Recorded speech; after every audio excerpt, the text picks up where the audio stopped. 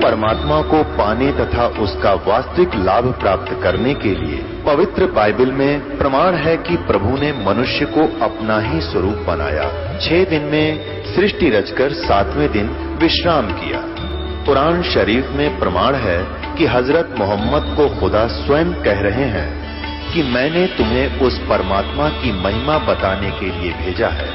वो परमात्मा कबीर है जिसने 6 दिन में सृष्टि रची तथा 7वें दिन तख्त पर जा विराजा। उसकी खबर किसी बाखबर से पूछ कर तो देखो। कृपया अवश्य सुनिए जगत गुरु तत्वदर्शी संत रामपाल जी महाराज के अमृत वचन। बहुत बुरा हाल हो जाएगा। ऐसा कहते ही उसने ऐसे थप्पड़ किया था कि तू गाना ना बोला कर। इतने में अंतर्ध्यान हो गए।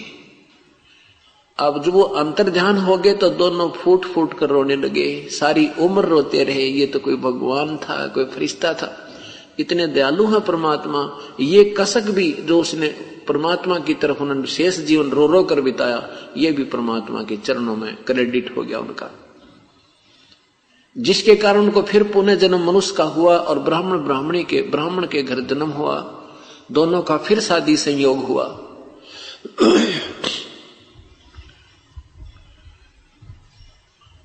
व्यक्ति का नाम गौरी शंकर था, उसकी पत्नी का नाम सरस्वती। गौरी शंकर जी भगवान शिव के बहुत उपासक थे और सरस्वती जी भी भगवान शिव की पूजा बहुत दृढ़ता के साथ, विश्वास के साथ, श्रद्धा से करती थी। गौरी शंकर जी निष्काम भाव से कथा किया करते थे, किसी को गुमराह नहीं करते थे और न ही किसी से कोई पैसा उद्देश्य रखते थे। कोई पैसा उनकी कथा करने में आ जाता था, कोई चढ़ा देते थे धार्मिक लोग, तो वो क्या करते थे, उस पैसे से जितना घर में परिवार में पोषण में आवश्यकता होती थी पैसा रख लेते थे, शेष का भंडारा कर देते थे।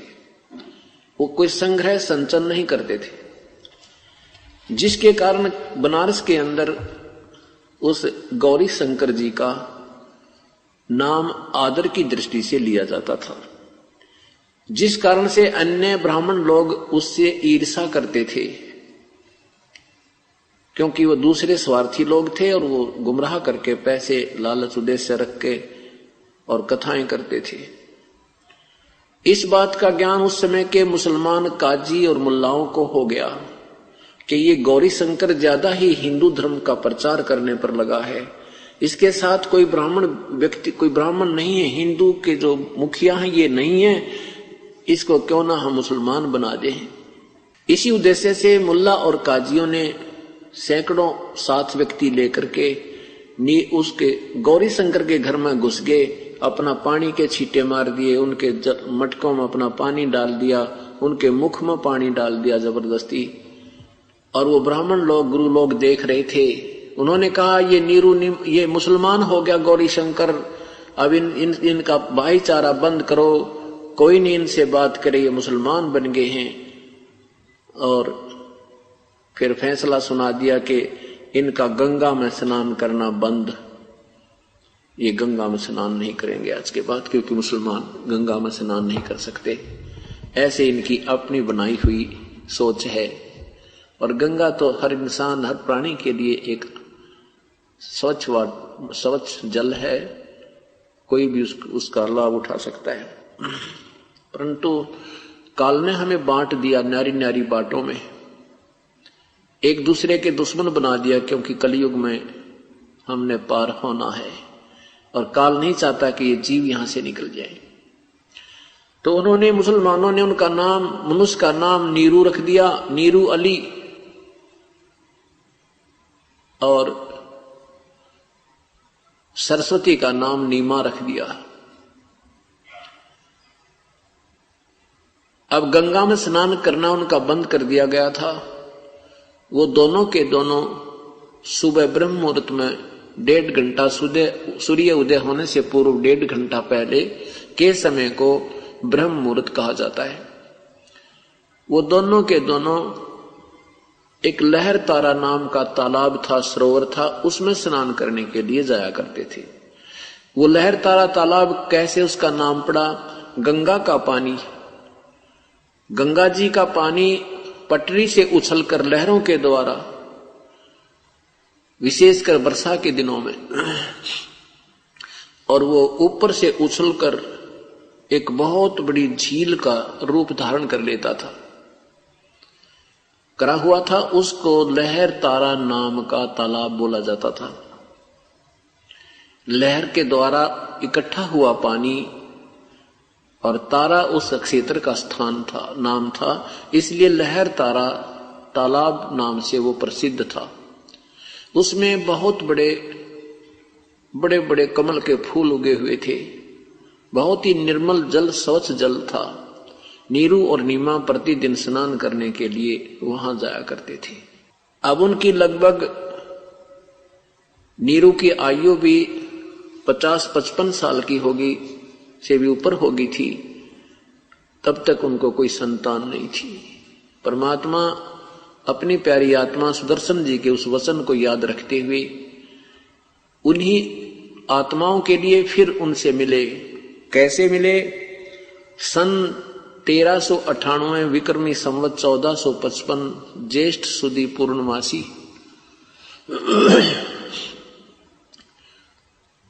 के दिन परमात्मा सतलोक से चलकर आए और लहर तारा तालाब के अंदर कमल के फूल पर एक नवजात शिशु का रूप धारण कर लिया।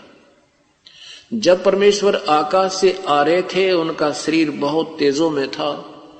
दूर स्थान से ऐसा लगता है, दूर से, कि जैसे कोई प्रकाश पुंज आ रहा हो। उस समय श्री रामानंद जी के एक शिष्य ऋषि अष्टानंद जी उसी लहर तारा तालाब पर स्नान कर रहे थे। स्नान करने के उपरांत वहां बैठकर साधना करने का प्रयत्न कर रहे थे। और जो ही अष्टानंद जी ने ऊपर देखा, आकाश में एक बहुत गजब, बहुत ही तेज रोशनी नजर आई। जैसे सूर्य की तरफ देखते हैं तो एकदम सूर्य का प्रकाश बहुत ज्यादा दिखता है। आंखें बंद करते हैं तो सूर्य का केवल अंदर का घेरा दिखाई देता है।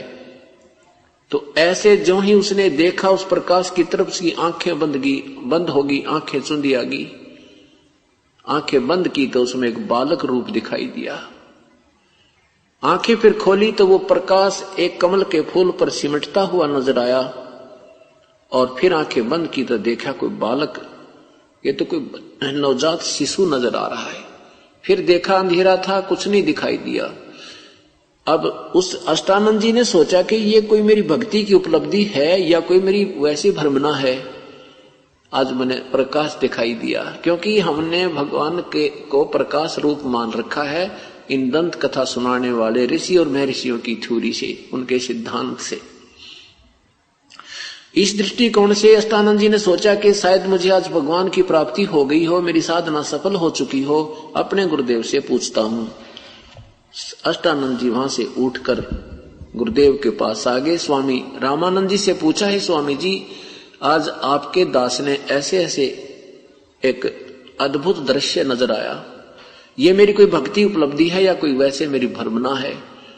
तब स्वामी जी ने बताया कि न तो तेरी भ्रमना है और न ही तेरी कोई भक्ति की उपलब्धि है। ऐसे लक्षण उस समय होते हैं जब ऊपर के लोकों से कोई अवतार शक्तियां आती हैं। अब वो किसी माँ के पेट में गर्भ धारण करेंगे, आएंगे और फिर वो यहाँ लीला करेंगे। क्योंकि इन महापुरुषों को अभी तक यही ज्ञान है कि मां के बिना कोई जन्म लेता नहीं। क्योंकि श्री राम, श्री कृष्ण जितने भी अवतार गणाए हैं ये सब मां से ही उत्पन्न हुए, लेकिन कबीर परमात्मा ये मां से जन्म नहीं लेते, क्योंकि ये सर्व के सृजनहार हैं। उधर से नीरू नीमा स्नान करने के लिए प्रतिदिन की तरह चल प्रस्थान कर दिया। चल पड़ते हैं। रास्ते में नीमा अपने पति नीरू से के साथ चलती चलती कह रही है, ए भगवान शिव जी, क्योंकि वह बेशक मुसलमान बन गए थे लेकिन भगवान शिव की आस्था उनके हृदय से नहीं हट रही थी। कहा कि हे भगवान, हे परमेश्वर, हे भगवान शिव जी, हे त्रिलोकी नाथ, एक खिलौना हमें भी दे देते। क्या आपके दरबार में बच्चों की कमी पड़ गई? हे प्रभु, हमारा भी संसार में सिर हो जाता, हमारा भी संसार में साझा हो जाता। ऐसा कहकर के बहुत बुरी तरह फूट फूट कर रोने लगी, हिचकी बंद गई रोते रोते। तब नीरू ने कहा कि नीमा, हमारे भाग्य में संतान नहीं है, भगवान कहां से देंगे? और ऐसे तू रोती रहेगी, तेरी आंखें फूट जाएंगी, तेरी आंखें भी कमजोर हो जाएंगी। कोई उंगली, बुढ़ापे में उंगली पकड़ने वाला नहीं है, और उधर से तू रो रो के आंखें खराब कर लेगी। क्यों अपना जीवन व्यर्थ कर रही है? प्रभु की रजा में हमें राजी रहना चाहिए। ऐसे सांत्वना देते हुए और नीमा ऐसे ही अपनी पुकार करती हुई चलते चलते लहर तारा तालाब के किनारे पहुंच गए। पहले नीमा स्नान करने के लिए सरोवर में प्रवेश कर गई। स्नान करके बाहर आई तो नीरू स्नान करने के लिए सरोवर में प्रवेश किया। नीमा ने अपने कपड़े जो स्नान करने के केस में शरीर पर लपेट रखे थे उनको धोने के लिए पुनः सरोवर के किनारे गई। तब तक कुछ चांदना सा होने लग गया था, कुछ रोशनी, कुछ प्रकाश सा सूर्य का उदय हो चुका था, लेकिन फिर भी वस्तुएं स्पष्ट नजर नहीं आ रही थी। नीमा स्नान करने के लिए उस कपड़े को धोने के लिए किनारे पर पहुंची तो उसने देखा कि कमल के फूल पर कोई चीज हिल रही है, कोई वस्तु डोल रही है। ऐसा लगता है जैसे कोई सर्प ना हो, क्योंकि परमेश्वर ने बालक रूप धारण करके अपने पैर के एक अंगूठे को मुख में चूस रहे थे और एक पैर को हिला रहे थे, ऐसे हिला रहे थे। अब नीमा ने बहुत ध्यान से देखा कि सर्प ना हो और मेरे पति को डस ना ले, पानी में चलता हुआ आ रहा है। बहुत ध्यान से देखा तो वो तो बालक है और किनारे से लगभग 50 फुट की दूरी पर जो गहरा जल था, उधर उसका पति स्नान कर रहा था। ऐसे पानी डाल डाल के, गोते लगा लगा के, मल मल के नहा रहा था। नीमा ने कहा, देखियो जी, कमल के फूल पर बालक है, कमल के फूल पर बालक है, देखियो बच्चा है, डूबेगा डूबेगा, उठाओ इसको। अब नीरू ने सोच लिया ये तो, इसका तो दिमाग चल गया, ये तो पागल होगी, और इसको पानी में भी अब बच्चे नजर आने लगे। नीरू कहता है, नीमा मैंने बहुत समझाया तुझे, तू मानती नहीं, बहुत जिद करने लगी है। अब मत तू ऐसे पागलों वाली बात करया कर। अब कहाँ बच्चे होंगे यहाँ, कहाँ से बच्चा ऐसे जल में?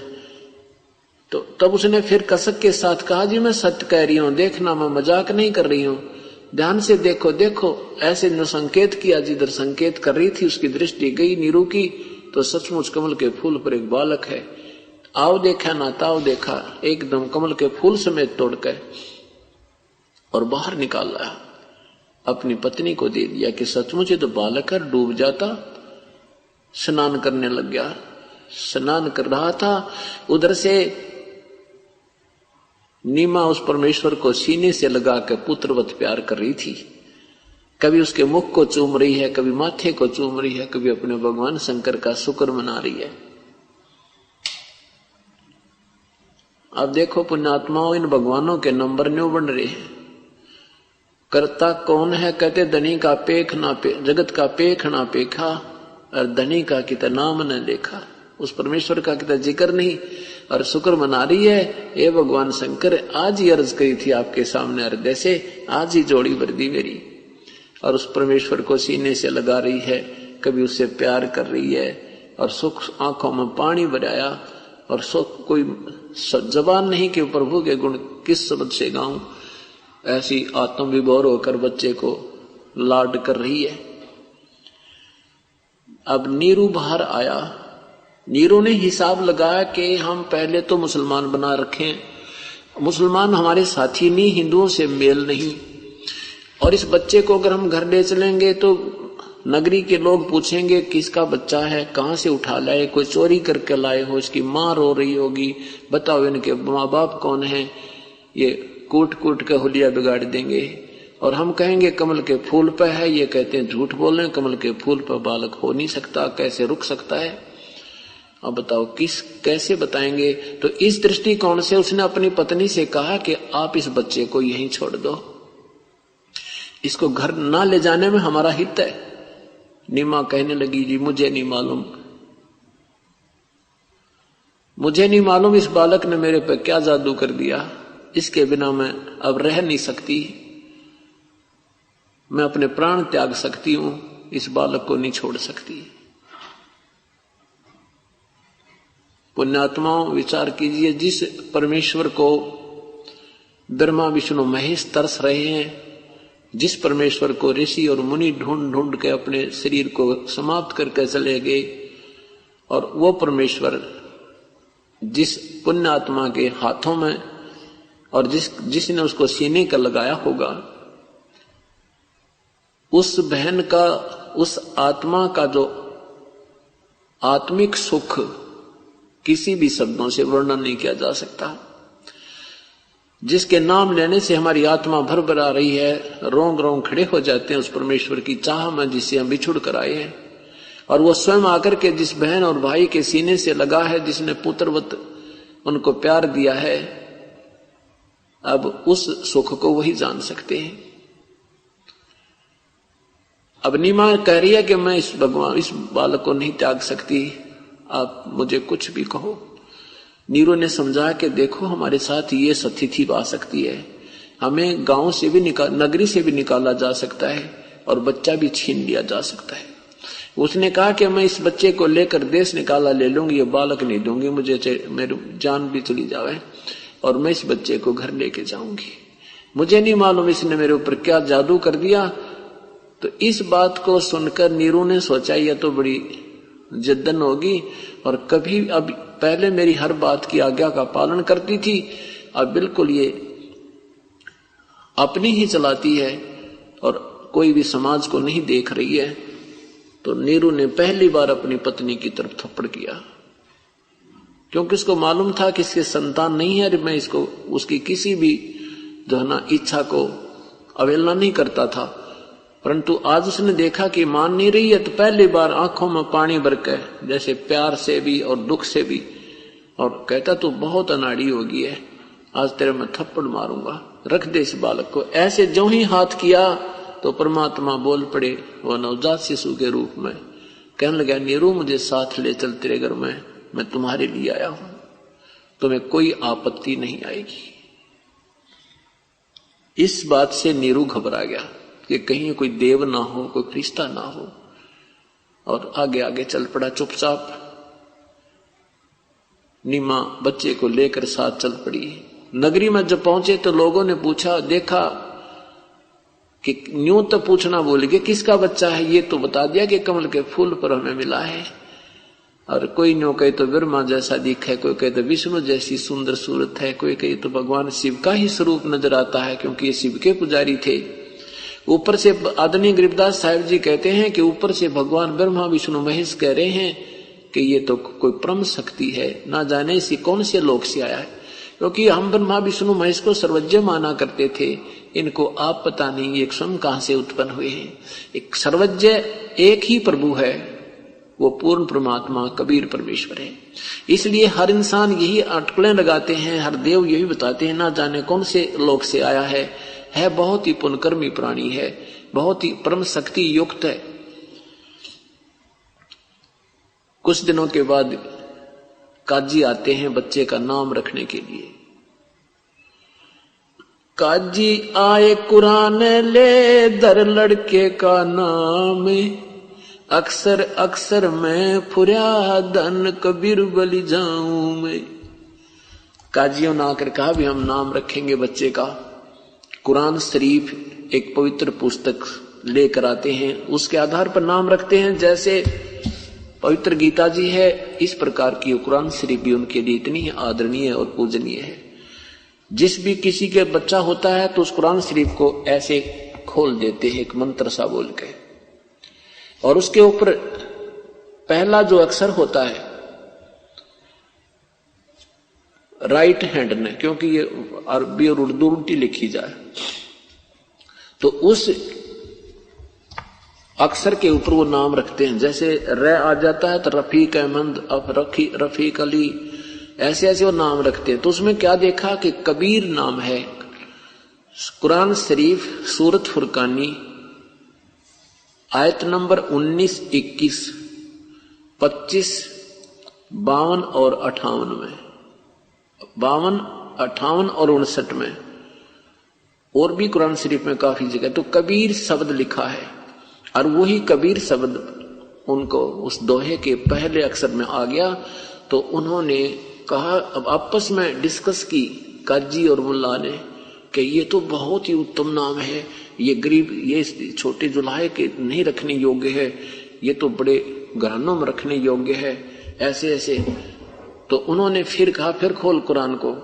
वो दूसरी बार फिर कुरान शरीफ को खोला तो जिस पृष्ठ पर देखा वो पूरे ही पृष्ठ दोनों के दोनों, दूसरा लेख नहीं रहा, कबीर कबीर, कबीरा कबीरा, कबीरन कबीरन, ये सब लिखा हुआ था। उन्होंने फिर देखा, पूरी कुरान शरीफ उलट पुलट कर देख ली, कुरान वाला लेख समाप्त होकर के पूरी सारी की सारी उस कुरान शरीफ में जो वो लेकर आए थे केवल कबीर शब्द रहा। और परमात्मा नवजात शिशु रूप में बोले कि मुल्ला काजी मेरा नाम कबीर ही चलेगा इस कलयुग में। अब जब सामने बालक बोला उन मुल्लाओं की बंदगी कि ये तो कोई फरिश्ता है, और वो कुरान शरीफ भी वहीं पटक दी, कहने लगे कोई जादूगर है, ये तो ना जाने कौन सिद्ध पुरुष है, इसने हमारी कुरान शरीफ का ही जो ना काम बिगाड़ दिया। इस प्रकार परमात्मा का नाम कबीर चला, क्योंकि इस युग में उन्होंने अपना नाम कबीर ही प्रचलित करना था। क्योंकि कबीर नाम लेने से भी हमारे पुण्य बनते हैं, हमारे ये ऐसा निर्मल नाम है। अब फिर क्या होता है कि कुछ दिन जब 25 दिन के हो गए प्रभु और कुछ खा नहीं रहे ना कुछ पी रहे हैं, और शरीर इतना स्वस्थ है जैसे बच्चा रोजाना 2 किलो दूध पीवे। इतना स्वस्थ शरीर था कि जैसे 2 किलो दूध बच्चा प्रतिदिन पी रहा हो, ऐसा हष्ट पुष्ट शरीर, और खा पी कुछ नहीं रहा। लेकिन मां फिर रो रही है, वह मुंह बोली मां नीमा रो रही है, भगवान से प्रार्थना कर रही है, हे शंकर भगवान आपने मेहर करी अपनी बच्ची पर, और ये एक लाल दिया तूने, अब ये कुछ खा नहीं रहा ना पी रहा मेरे परमात्मा, अब ये मरेगा, और हे परमेश्वर अब इसके बिना मैं रह नहीं सकती और साथ मैं मरूंगी। ऐसे 2-3 दिन हो चुके थे रोती ने, जब 25 दिन के वो परमात्मा हो चुके, ऐसे नीमा उसको अपने हाथों में लेकर और अपने गेट के आगे सामने गली में बैठी रो रही थी और देख रही थी, कभी ऊपर को देख रही, कभी बच्चे को देख रही थी।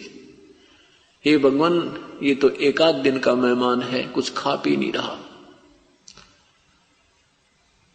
इतने में भगवान शंकर आ जाते हैं एक ब्राह्मण रूप बनाकर शिवपुरी से, अपने शिवलोक से। भगवान शिव ने पूछा कि क्यों रो रही है माई तू ब्राह्मण रूप में? नीमा रो रही है और बोल नहीं रही है।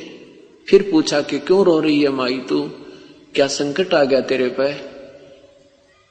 नीमा कहती है कि ब्राह्मण मत सुने मेरे दुख ने, आप भी रो पड़ोगे विपर जी।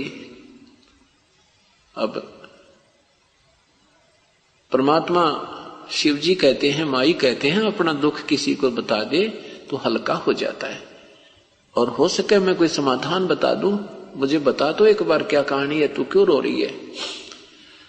रोते रोते नीमा ने सारी कथा सुनाई कि हे विपर जी, पहले तो हमारे कोई संतान नहीं थी, हम फिर अब एक दिन मैंने अपने भगवान शिव जी से हृदय से पुकार की थी, उन्होंने मेरी झोली भर दी, कमल के फूल पर यह बालक प्राप्त हुआ। अब परमात्मा हे ऋषि जी, अब ये कुछ खा पी नहीं रहा, 25 दिन हो गए और मेरी दिन की चैन रात की नींद चली गई है, और ये कुछ घंटों का मेहमान है, इसके साथ मैं मरूंगी, एक चिता में हम दोनों जलेंगे। अब भगवान ने कहा कि मुझे दिखा माई तेरा बेटा। अब गोदी में ले लिया। श्री शिव भगवान ने परमात्मा को ऐसे अपने हाथों में लेकर के देखा। अब दोनों की जब नजर से नजर मिली तो परमात्मा ने वचन कहे कि इस माई से कहो एक कंवारी गाय ले आवे, और उस कंवारी गाय का दूध मैं पीऊंगा, मैं और कोई आहार नहीं करूंगा। 7 बार ऐसे चर्चा की, और उस कंवारी गाय के ऊपर, बच्चे के ऊपर आप शिव भगवान हाथ रख देना। अब शिवजी भी जानेंगे जो तुझे इसने पहचान लिया, ऐसे बोल रहा है, ये कोई परम शक्ति युक्त सिद्ध पुरुष है। क्योंकि परमात्मा को समझना ये कोई बालकों का खेल नहीं है। 120 वर्ष तक यहां गलियों में घूम गए, हम नहीं पहचान पाए, क्योंकि जौहरी बिना परख लाल की कर नहीं सकता, और जौहरी के बताए बिना विश्वास हो नहीं सकता कि ये सचमुच लाल है। अभी जौहरी नहीं मिला था हमें। अब इस दास को जौहरी बनाकर परमात्मा ने भेज दिया। उस लाल की परख कराने के लिए सत्संग किए जाते हैं, ताकि आप उस लाल से पहचान परिचित हो सको और फिर उसमें आपकी रुचि बन सके। तब नीमा से भगवान शंकर ने कहा, जैसे ब्राह्मण लोग सांत्वना दिया करते हैं, भगवान शिव ने कहा कि हे माई, ये तेरा बेटा मरने वाला नहीं है, ये तो अजर उम्र है, इसके नक्षत्र ऐसे हैं, इसके तो ऐसी लंबी आयु है, इसकी तो सैकड़ों वर्ष की उम्र है, तो क्यों चिंता करती है। तब नीमा कहती है कि हे रिसीवर, हे ब्राह्मण, इस सुखी सांत्वना से मेरी तसल्ली नहीं हो सकती। मेरा विश्वास मेरी आत्मा जब मानेगी जिसमें यो बालक आधा किलो दूध पीवेगा मेरे हाथ से, तब मेरी आत्मा प्रसन्न होगी। नहीं तो ब्राह्मण जी, ये सुखी सांत्वना मेरा असर नहीं कर रही, मेरा दिल नहीं मान रहा। तब उसने कहा कि जा, तेरा पति कहाँ, उसको बुला, और एक कुंवारी गाय लिया, और एक कुम्हार के घर से स्वच्छ बर्तन भी साथ लेता आएगा। नीरू को आवाज लगाई, नीरू बाहर आया, उसने कहा कि एक कुंवारी गाय लाओ, और ये ब्राह्मण जी कह रहे हैं वो गाय दूध देवेगी। नीरू जाग चुप करके चल पड़ा, क्योंकि पहले विश्वास किया करते संतों की हर बात पर। नीरू चला गया, एक कुंवारी बछिया ले आया और कुम्हार के घर से एक कोरा पात्र भी लेता आया, मटका छोटे साइज का। भगवान शिव ने परमेश्वर के आदेश कुंवारी बछिया के हाथ कमर पे हाथ मारा, और लंबे लंबे सतन हो गए उस गाय के, बछिया के, और अपने आप दूध उनसे धार बंद गई, और नीचे वो पात्र रख दिया। पात्र भरते ही बंद हो गया। परमेश्वर ने कहा कि ये अपने जीवन दूध देवेगी, कभी नए दूध नहीं होगी, और ना ही ये ब्यावेगी। अब जब वो दूध पिया परमेश्वर ने, वो गाय लगी दूध देन, तब उसने नीमा ने शुक्र मनाया ब्राह्मण का, और कहा, ब्राह्मण, मैं बहुत, हमारे पास आपको 4 अन्य भी भेंट करने को नहीं है, मैं बहुत गरीब हूं। तो भगवान शिव ने कहा, माई, मैं वो ब्राह्मण नहीं हूं तो दक्षिणा लेने के लिए आते हैं। मैं तो रास्ते चलता तुझे देख लिया था, इसलिए ये तेरा भगवान ने कल्याण कराना था। ऐसा कहकर के भगवान शिव प्रस्थान कर गए। अब प्रतिदिन वो गाय दूध दे रही है, और नीरू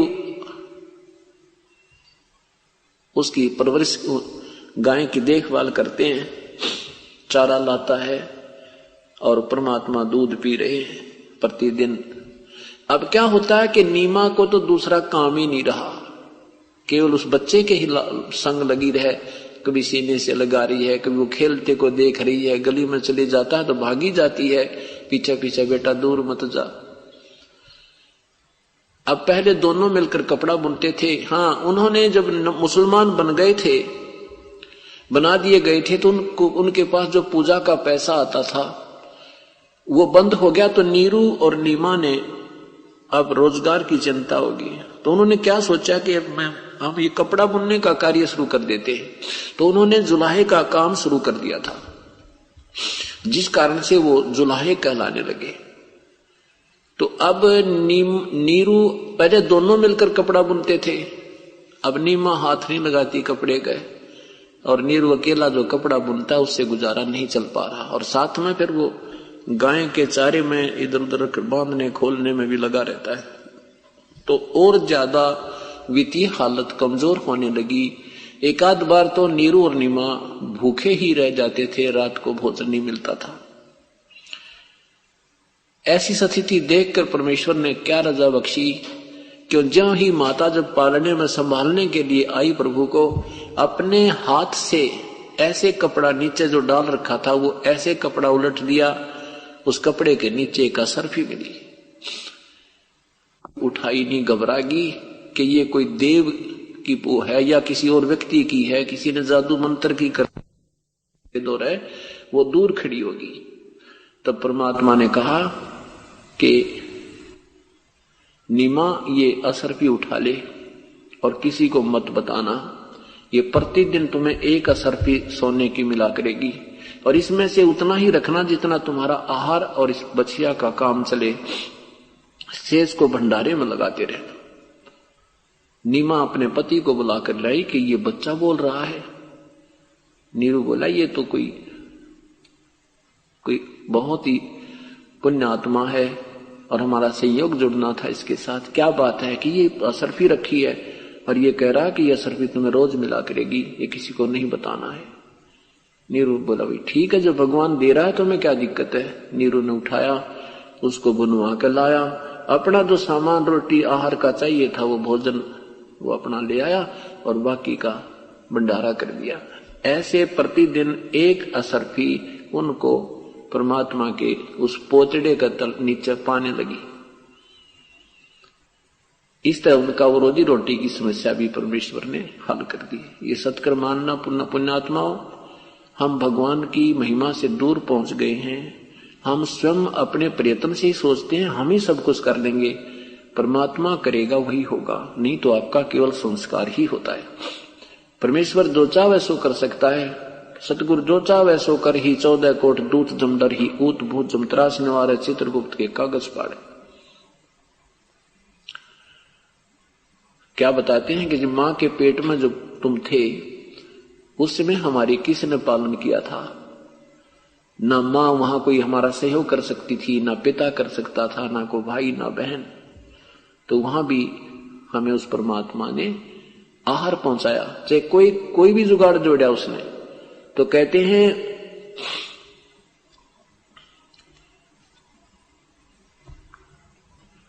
खान पान तो कुंजिया उदर बीच अनुपान, तिस समर्थ की बंदगी अब भूल गया शैतान।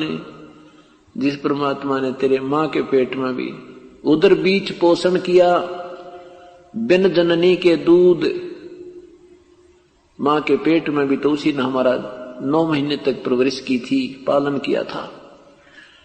अब तू सोचता है कि मैं ही सब कुछ कर दूंगा। ठीक है, जो तेरे से करा रहा है वो भी तेरा संस्कार करा रहा है, और जब तुम परमात्मा के चरणों में आ जाओगे फिर उस परमेश्वर की शक्ति से आप चलोगे।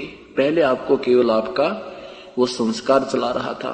इस तरह आप जैसे भी प्रभु फिर आपके साथ व्यवस्था करे उसमें प्रसन्न रहना। अब क्या होता है कि कुछ दिनों के बाद वो बच्चा बड़ा हुआ। लीला की मालिक ने अपना शरीर जब उनका 5 वर्ष का दीख हो गया तो घूमने फिरने लगे, इधर उधर जाते हैं। कहीं कोई सत्संग हो रहा है तो वहां उनकी बातों को सुनकर सत्संग करने वालों से प्रश्न उत्तर करने लगे। अब परमेश्वर ने अपनी इस लीला को और साथ में भक्ति मार्ग को प्रकट करना था, इसलिए उन्होंने उचित समझा कि गुरु बनाया जाए, क्योंकि गुरु के बिना ये भक्ति मार्ग नहीं चलेगा। परमात्मा को कोई आवश्यकता नहीं थी गुरु बनाने की।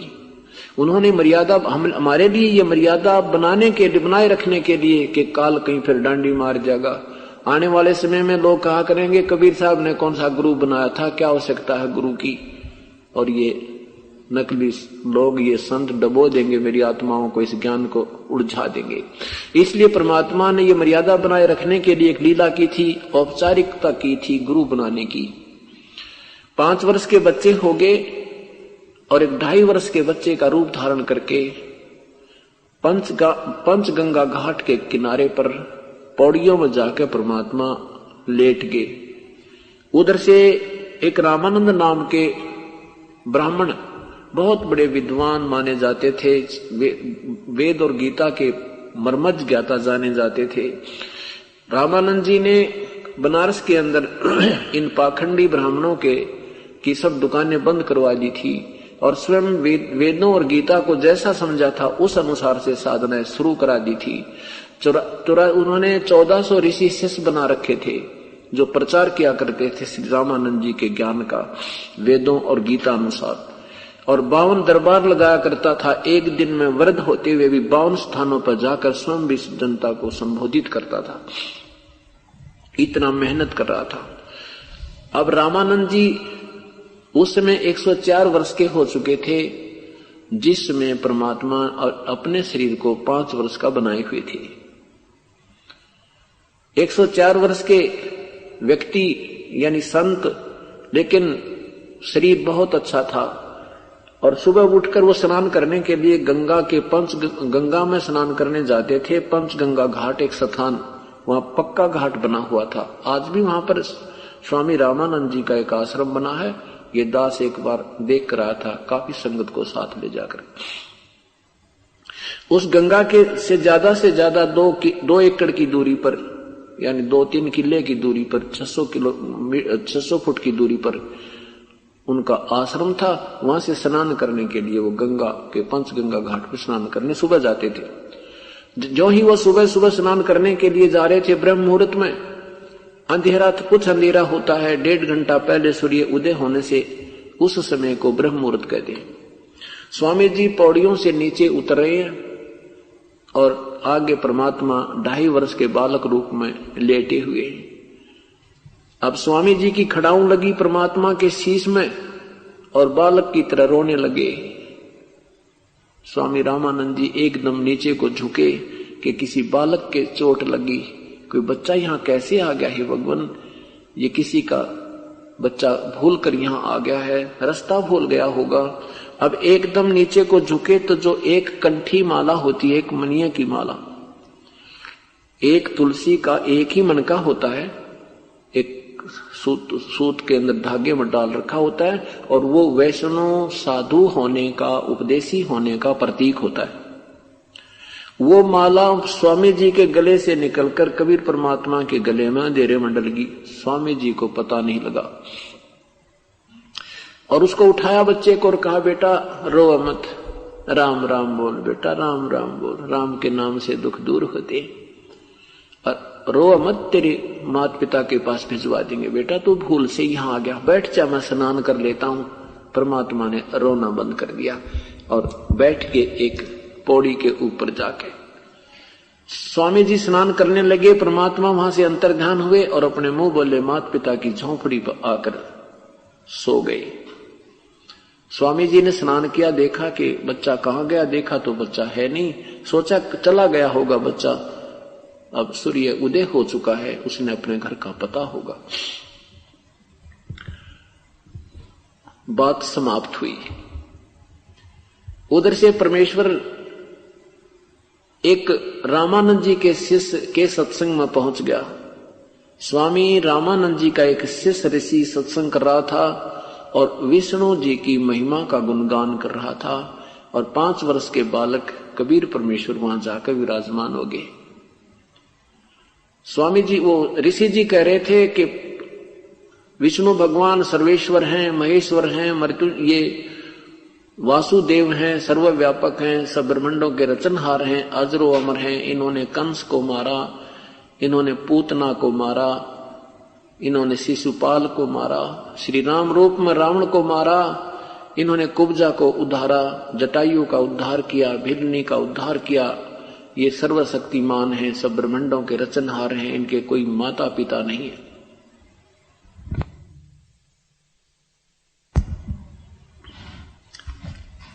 अब परमेश्वर खड़े हुए, सत्संग के उपरांत कबीर साहब खड़े हुए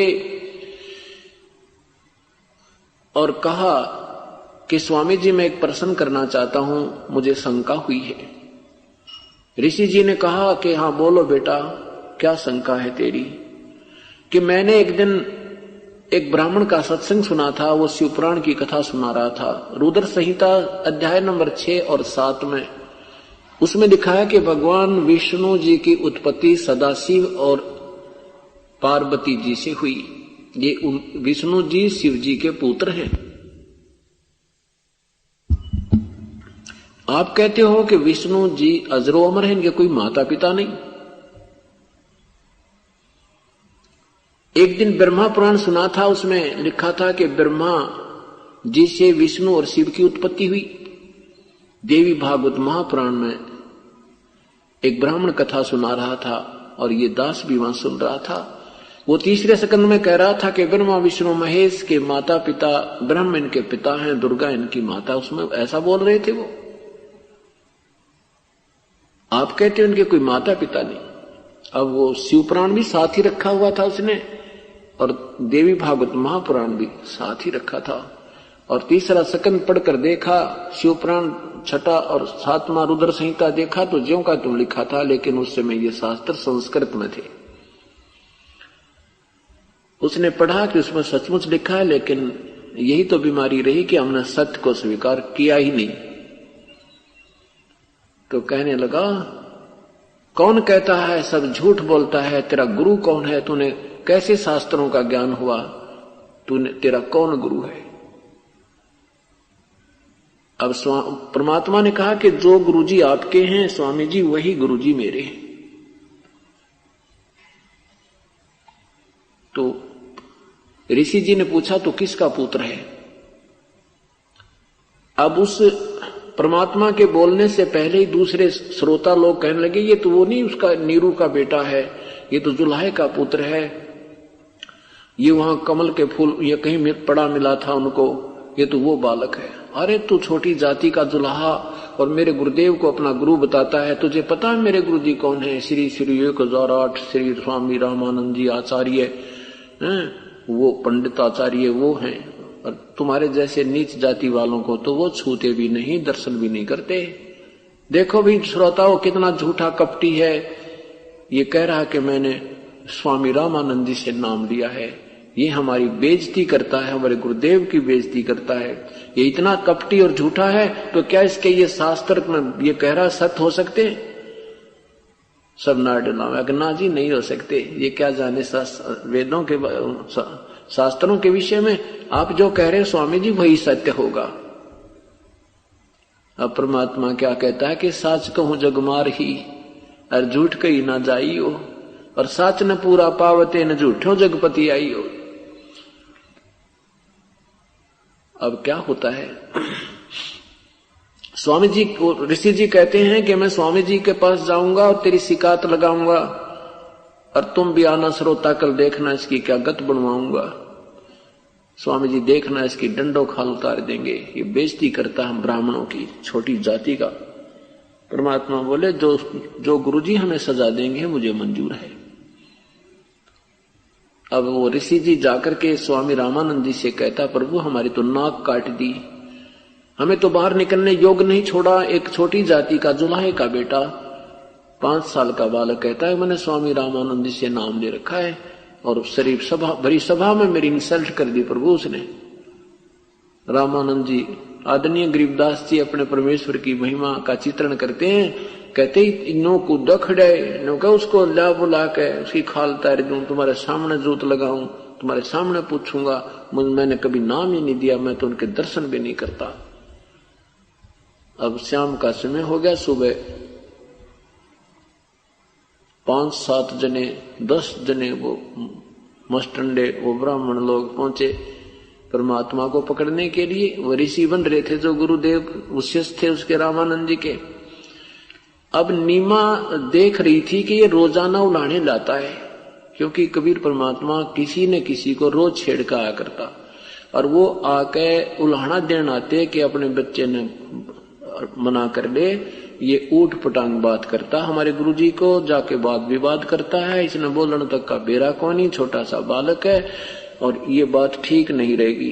तो माता बहुत धमकाती थी उनके सामने, क्यों गरीब और वो ब्राह्मणों का बोलबाला, तो उसने सोचा थी कि इनके सामने धमका दूं। उनके सामने धमका देती थी तू क्यों ज्यादा शरारत करता है, चुप रहा करे, तुझे क्या पता बेटा शास्त्रों के बारे में, ये तो विद्वान पुरुष हैं, उनके विषय साथ तो मत वाद विवाद किया कर। अब परमात्मा कहते थे, माता जी मैं सही कह रहा हूं, ये झूठ बोल रही है। अब एक 5 वर्ष के बालक पर मां भी विश्वास नहीं कर सकती, और विद्वान वो संस्कृत के ज्ञाता, और वो एक छोटा सा बालक, तो मां भी उसको कहने लगी, बेटा तू मत शरारत करया करे, घना ना बोलिया कर, तू दादा मत पाक है। तो क्या कहते थे भगवान के, माता ये सब मेरे बच्चे हैं, ये काल ने भलो रखा है इनको, ये झूठा ज्ञान दे रहे हैं, ये काल के दूत हैं, मैं अपने बच्चों को समझा नहीं सकता क्या? वो माँ फिर धमका देती, क्यों एक आधा थप्पड़ भी लगाने की तैयारी कर, ऐसे करती तुझे मारूंगी, बन गया दादा तेरे बच्चे हैं। तो भगवान परमात्मा कबीर परमेश्वर कई बार रूठ जाते थे और कहते थे, तुम मेरे साथ दुर्व्यवहार इसलिए करती है, तुम मेरे पे विश्वास नहीं करती क्योंकि मैं तेरा बेटा नहीं हूं, तो मुझे कहीं से उठाकर लाई है। ये बालक बताते हैं, लीला करते हैं परमात्मा, और तेरा बेटा होता तो तू नहीं ऐसा करती, इन लोगों की बातों पर विश्वास करके मुझे बार बार नहीं ताड़ती। ऐसा मुंह बनाकर एक तरफ बैठ गए तो नीरू ने सीने से लगा लिया भगवान को और बहुत रोई, कहने लगी, बेटा तू नहीं जानता इन कसाईयों के बारे में, ये तुझे भी मार देंगे और बेटा तू मेरे से चला जाएगा, और मत छेड़ा कर, तू क्यों सिर मत दर्द किया करे, मत कहा कर कुछ भी, इनको करने दो जो करते हैं। मैं कैसे करने दूं मां, मैं तो आया इसी उद्देश्य से हूं। अब नीमा के समझ परमेश्वर की वाणी ने बात, एक पुत्र वात्सल्य में अंधी हो रही थी, इतने में उसी दृष्टिकोण से सोच रही थी कि ये मस्टंडे आज फिर आगे मेरी कुटिया की तरफ आ रहे हैं 10 जने, और यू आज भी कोई कुबत करके आया है, कल इसने कोई छेड़ा है। तो उठ अंदर गई, कुटिया में जाते ही कहा, बेटा उठ जल्दी सी, सो रहे थे भगवान, लीला कर रहे थे। उसको पकड़ के झोपड़ी के पीछे लेगी, वहां पीछे ने कुबाड़ सा पड़ा था, वहां जाकर और इसको ऊपर एक गुद्दड़ सा डाल दिया, कोई कपड़ा डाल दिया मोटा, रजाई सी, और कहा तू बोलिए ना बेटा। उसने देखा तो ये 10 जने आ रहे हैं, एक भी को नहीं, और सीधे आकर के इतने वो वापस आई तो देखा वो द्वार पर खड़े हैं। कहां तेरा बेटा कमबख्त, बताओ वो कहां है? यूं कहकर के अंदर झोपड़ी में घुस गए और वो उठा कर उनकी चारपाई भी उलट पुलट कर दी। कहां है तुम्हारा बेटा?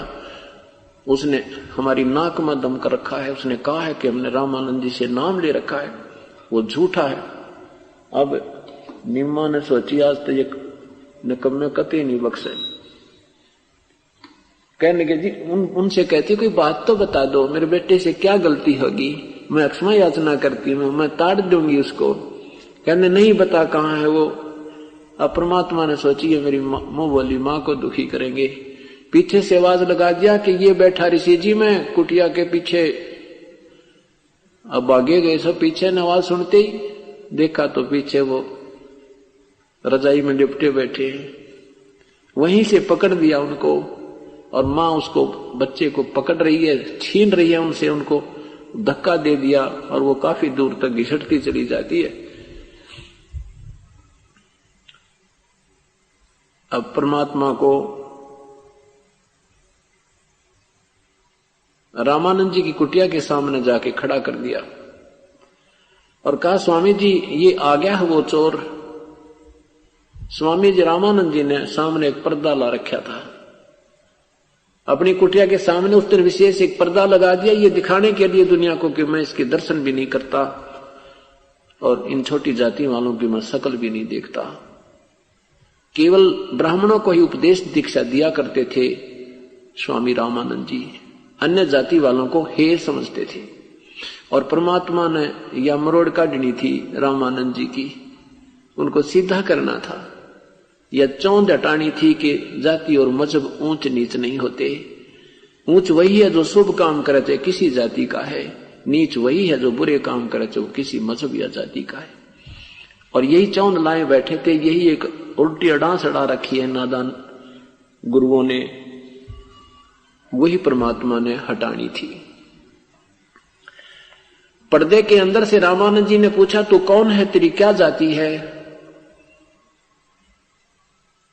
तूने क्यों हमारे नाक में दम कर रखा है? परमात्मा ने क्या कहा? जात हमारी जगत गुरु, परमेश्वर है पंथे। दास गरीब लिखत पड़े, मेरा नाम निरंजन कंत। कंत माने भगवान, प्रभु, स्वामी, पति। कंत माने पति, मालिक। अब आदरणीय गरीबदास साहिब की अमृतवाणी आपको सुनाते हैं, जो परमेश्वर के दर्शन करने के उपरांत उनकी दिव्य दृष्टि काम करने लगी थी, और पहले और आगे की जो भी उन्हें घटनाएं थी वो एज की ज्यों की त्यों चित्रार्थ की। जैसे तुलसी साहिब जी ने श्री रामचंद्र जी की लाखों वर्ष पहले की घटी घटनाएं अपनी साधारण संत भाषा में चौपाइयों के माध्यम से चित्रित कर दी थी, और ज्यों की त्यों ऐसे ही गरीबदास साहिब ने अपने परमेश्वर के विषय में अपनी अमरवाणी में कहा है। क्या बताते हैं कि जात हमारी जगत गुरु, परमेश्वर है पंथे। दास गरीब लिखत पढ़े, मेरा नाम निरंजन कंते। आडा पड़दा लाए करे, रामानंद बूझनते। दास गरीब कुरंग छवि, अदर ढाक कूदंत। डांक लगा हुआ, कहते हैं अंदर पर्दे के पीछे से आडा पर्दा लाकर रामानंद बूझंत। और दास गरीब कुरंग छवि, कुरंग माने मर्ग, मर्ग की तरह खड़े कूदे नो गुस्से में दूसरों को दिखाने के लिए कि मैं बिल्कुल इसको नाम नहीं दिया, तुम्हारे सामने पोल खोल दूंगा। कुरंग छवि को जैसे मर्ग कुद्यार पर्दे के पीछे नो, और कहता है अदर डांक कूदंत। कौन जात कुल पंथ है, कौन तुम्हारा नाम? परमात्मा से पूछा कि तेरा कौन जाति है और किस नाम का उपदेश तुझे प्राप्त है, और के तेरा पंथ है, बता। हम क्या, अगर तूने मेरे से नाम लिया तो बता सबके लिए मैं कौन सा नाम देता हूं, कौन सा हमारा पंथ है, कौन मेरा इष्ट है। ये तुझे ज्ञान भी होगा जब तू उपदेश लिया है। तो क्या कहते हैं, कौन जात क्या तेरी जाति है, कौन जात कुल पंथ है, कौन तुम्हारा नाम? दास गरीब आधीन गति, वो बोलत हैं बलि जाऊं मैं। कति जैसे गुरु के सामने शेष बोलता है वो परमात्मा, उसी शिष्टाचार से कति विनम्र होकर बोलते हैं कि बलिहारी जाऊं उस परमात्मा पे जो लीला करने आए थे। गरीबदास जी कहते हैं मैं बलिहारी हूं उस परमेश्वर पे, और आधीन भाव से बोल रहे हैं। क्या कहते हैं, जात हमारी जगत गुरु, परमेश्वर है पंथ। दास गरीब लिखत पढ़े, मेरा नाम निरंजन कंत। जाति पूछ रहा है तो मेरी जगत गुरु जात है, मैं सबको शिक्षा देता हूं, सबको तत्व ज्ञान कराने आता हूं। तेरे ब्रह्मा विष्णु महेश को भी मैंने ही ज्ञान दिया था, और मेरा परमेश्वर पंथ है। ईश्वर और परमेश्वर तीन प्रभु हैं। ईश ब्रह्म को कहते हैं, और ईश्वर ईश माने मालिक, स्वामी, प्रभु। ईश्वर यानी उस ईश से भी श्रेष्ठ, उसका भी पति, उसका भी मालिक। जैसे मुनिवर, ऋषिवर यानी ऋषियों में एक श्रेष्ठ, ऋषि और भी हैं, उनमें कोई श्रेष्ठ। ऐसे ईश तो ब्रह्म है, ईश्वर परब्रह्म है, और परमेश्वर उस ईश्वर से भी परम, वो परमेश्वर कहलाता है।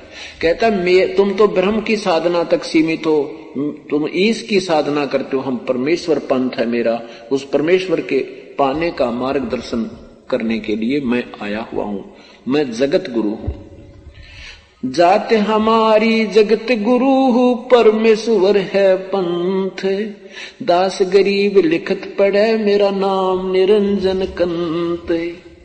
रे बालक सुन दुर्बुद्धि, तेरा घटमट तन आकारे। दास गरीब दर्द लग्या हो, बोले सिरजनहारे।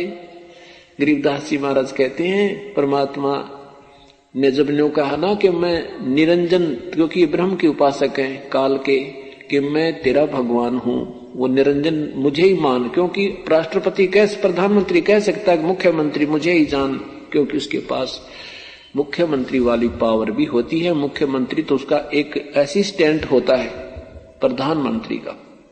इस दृष्टिकोण से कहता है कि मैं ही वो भगवान हूं जिसकी तू पूजा करता है।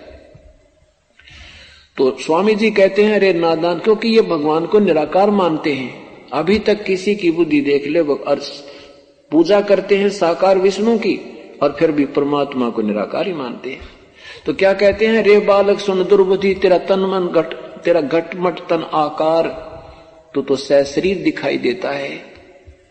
और गरीबदास जी कहते हैं बड़ा दुख हुआ रामानंद जी को जब परमात्मा ने अपने आप को भगवान कहा। दास गरीब दर्द लगा जब हो बोले सृजनहारे। और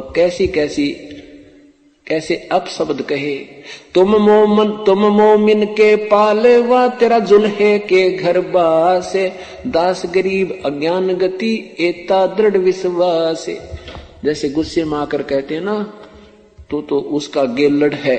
जैसे पहले कोई बहन का कोई पति मर जाता, उसका कोई एक पुत्र होता, उसकी दूसरे किसी गांव में शादी कर देते थे, उसको गेलड़ बोला करते, और उसका कोई अधिकार उस संपत्ति पर भी नहीं होता था। ऐसे उस ढंग से कहते हैं कि तू मोमिन के एक जुल्हे मुसलमान के तो तू पल रहा है, और भगवान कहता अपने आप को तुम मोमिन के पाले वाह, तेरा जुल्हे के घर बासे, दास गरीब अज्ञान गति एता दृढ़ विश्वासे। तर्क तलो से बोलते है रामानंद सुर ज्ञान, दास गरीब कुजात है ये आखिर नीच निदान। औरों को कहते हैं ये छोटी जाति का ना कुजात है, इसकी माँ का बेरा ना बाप का, इसके कोई कुल का पता नहीं, इसलिए ये छोटे मुंह बड़ी बात बना रहा है, भगवान से भी ना डरता, अपने आप को भगवान कह रहा है। गरीबदास कुजात है ये और है नीच निदान, पक्का नीच है, इसलिए तो भगवान कहता अपने आप को। अब क्या बताते हैं,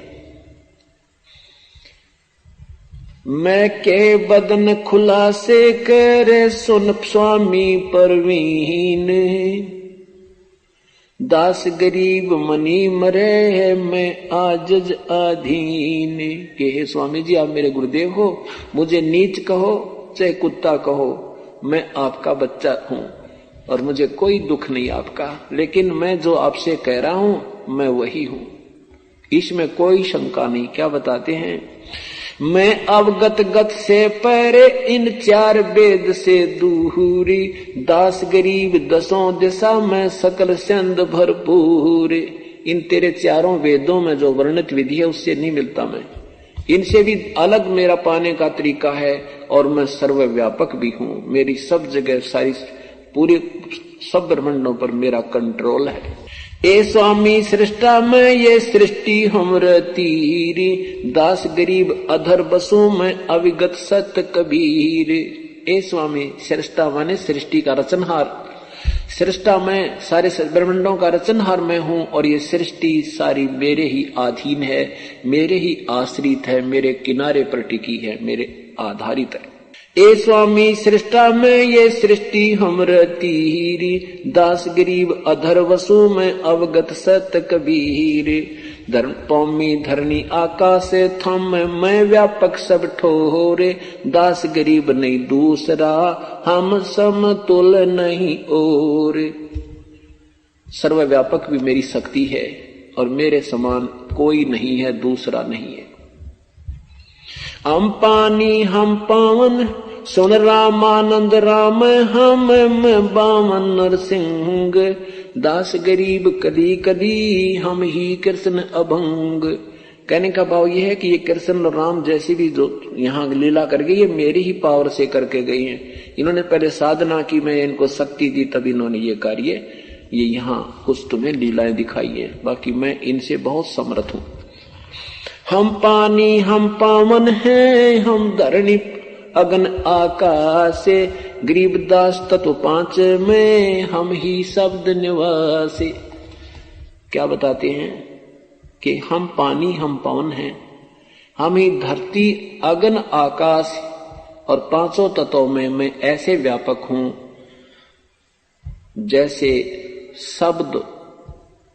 शब्द का जो गुण है 5 तत्वों में विराजमान है, यानी उन पर व्यापक है। कैसे? अब ये देखना परमात्मा ने कितनी प्यारी व्याख्या की है। जैसे आकाश का गुण जो है वो शब्द है, चारों तरफ से ये ब्रह्मांड को बंद किया हुआ है। ब्रह्मांड चारों तरफ से एक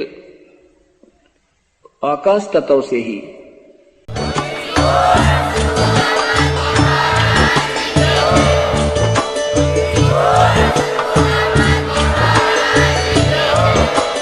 आप सुन रहे थे जगत गुरु तत्वदर्शी संत रामपाल जी महाराज जी के मंगल प्रवचन। अधिक जानकारी के लिए विजिट कीजिए हमारी वेबसाइट www.jagatgururampalji.org। संत रामपाल जी महाराज जी के शुभ आशीर्वाद से पूरे विश्व भर में 500 से भी ज्यादा नाम दीक्षा केंद्र हैं, जिन पर संत रामपाल जी महाराज जी द्वारा ऑनलाइन निशुल्क नाम दीक्षा दी जा रही है। अपने नजदीकी नाम दीक्षा केंद्र का पता करने के लिए संपर्क करें 8222880541।